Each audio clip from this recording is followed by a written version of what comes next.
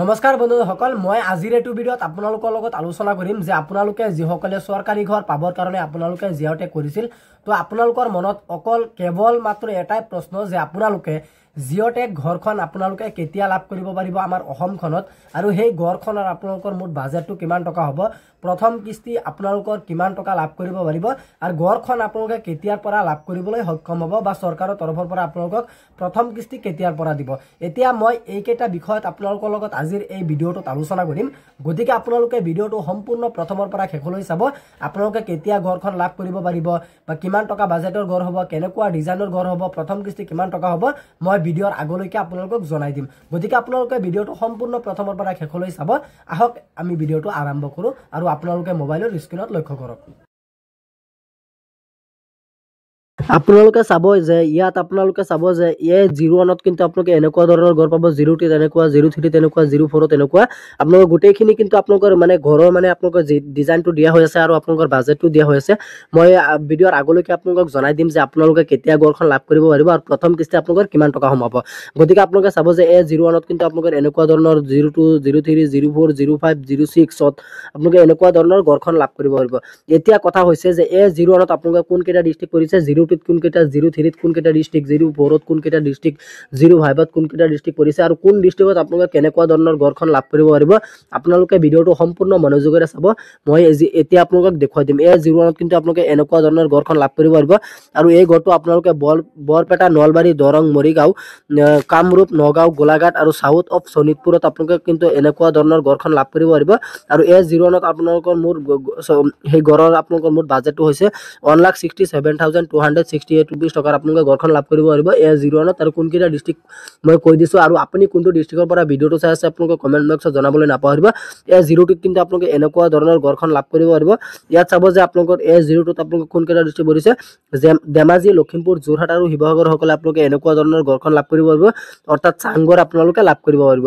তাৰপিছত কিন্তু এই 02ত আপোনালোকৰ মুঠ বাজেটটো কিমান টকাৰ বাজেটৰ আপোনালোকৰ ঘৰ হ'ব, ইয়াত চাব 1,55,808 rupees টকাৰ আপোনালোকে ঘৰখন লাভ কৰিব পাৰিব। তাৰপিছত কিন্তু এই 03ত আপোনালোকে ইয়াত চাব যে এই 03ত কিন্তু আপোনালোকে এনেকুৱা ধৰণৰ ঘৰখন লাভ কৰিব পাৰিব। আৰু এই 03ত কিন্তু আপোনালোকৰ কাৰ্বি আংলং আৰু ডিমা হাছাওসকলে আপোনালোকে এনেকুৱা ধৰণৰ ঘৰখন লাভ কৰিব পাৰিব। তাৰপিছত কিন্তু আপোনালোকৰ এই 03 আপোনালোকৰ মানে মুঠ বাজেটটো হৈছে 1,76,949 rupees টকাৰ। আপোনালোকে ভিডিঅ'টো সম্পূৰ্ণ মনোযোগেৰে চাব। মনোযোগেৰে চাই পেলাই পাছত আপোনালোকে কমেণ্ট কৰিব। কিছুমানে কিন্তু আপোনালোকে ভিডিঅ'টো ভালদৰে নাচায়, তাৰপিছত কিন্তু আপোনালোকে এইটো কমেণ্ট কৰি দিয়ে। তাৰপিছত কিন্তু এই 04ত কিন্তু আপোনালোকে এনেকুৱা ধৰণৰ ঘৰখন লাভ কৰিব পাৰিব।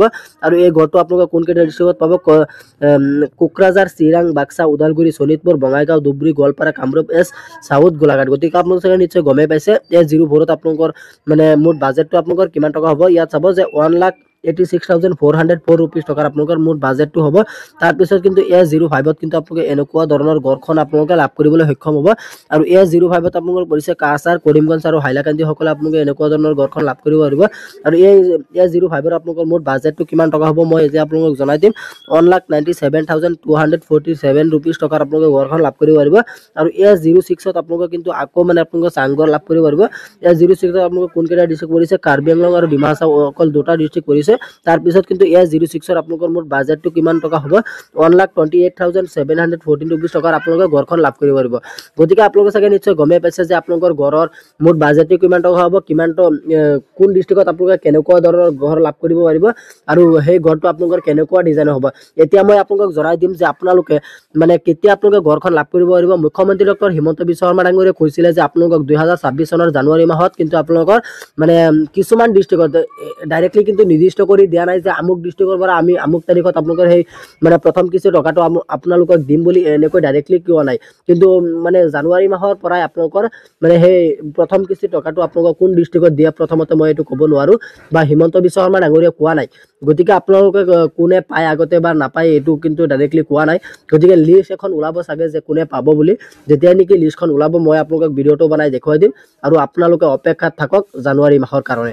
গতিকে আজি ইমানখিনি আছিল আপোনালোকক দিবলগীয়া ইনফৰমেশ্যন। আশা কৰিছোঁ ভিডিঅ'টো চাই ভাল পালে। যদি ভিডিঅ'টো চাই ভাল পালে তেন্তে ভিডিঅ'টোত এটা লাইক কৰি দিব। আৰু আপুনি যদি আমাৰ চেনেলত নতুন আছে প্লিজ আমাৰ চেনেলটো ছাবস্ক্ৰাইব কৰিবলৈ নাপাহৰিব। ধন্যবাদ থাকিল সকলোলৈ। জয় আই অসম।